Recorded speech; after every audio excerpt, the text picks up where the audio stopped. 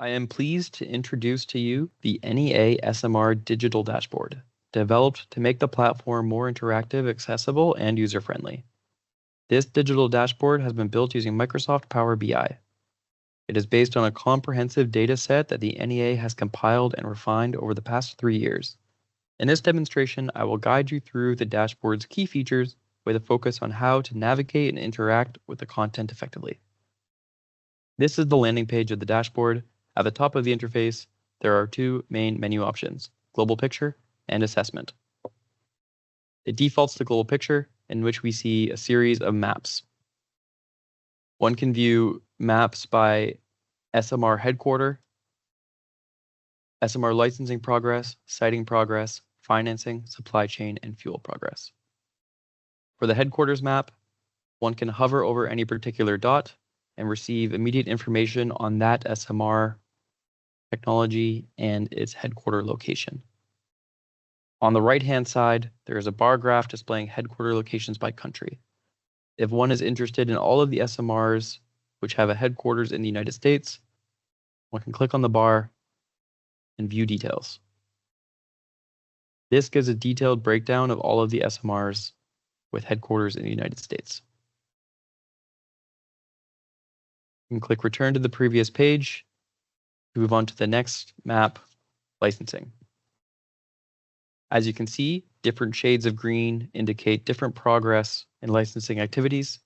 For example, if you are interested in designs that already have a license to operate, you can use the legend to click License to Operate Approved, and you will see that in Russia, China, and Japan, there are SMRs that have a license to operate approved.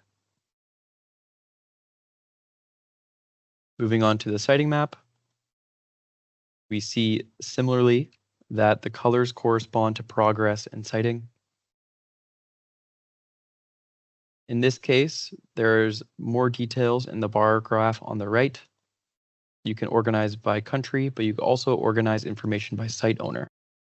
Now let's look at the financing map. The view shows the sources of financing used to support SMR development. In addition to the default view, there are two more bar graphs in this section that provide further detail. The first graph breaks it down by financing source.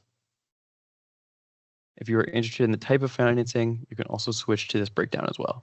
You can go back to the original view by pressing the Reset Filters button. Now I will move on to the second item under the Global Picture menu, Configurations. This section presents an interactive matrix table that categorizes SMR designs by their configuration. On the y-axis, we have configuration, and on the x-axis, we have reactor concepts. It is an interactive matrix. If you are interested in metal-cooled reactor designs that are land-based, you can click this option in the table and click View Details, and it shows you all of the SMRs with these characteristics. Let's move on to the next submenu, Concepts. This section features a scatter chart that displays different reactor concepts by their characteristics.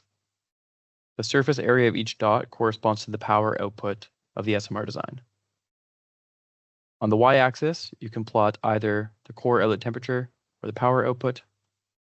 And on the x-axis, you can plot concepts, configurations, core outlet temperatures, and others. If you want to determine the SMR with the highest outlet temperature, you click the corresponding dot and click View Details. And it shows you that at 1200 degrees Celsius, the AHDR 100 SMR by SCOM. We go back to the global picture. We will go to the final page on fuels. This page presents a scatter chart similar to the one in the concept section, but this time it displays uranium enrichment requirements across SMR designs. Users can plot this chart using filters such as reactor concept, configurations, core outlet temperature, and more. On the right, there are also 5 bar graphs displaying additional insights. You can examine different aspects like fuel cycle, initial fissile material, uranium enrichment requirement, physical fuel form, and others. Finally, we move on to Development Pipeline in the Global Picture tab. What you're seeing here is the overall SMR pipeline, which illustrates how designs are progressing from early stage concepts towards deployment. It shows the number of SMR designs at various stages. At the bottom of the page, you can see the number of SMR designs identified globally and the number of SMR designs included in the NEA SMR dashboard.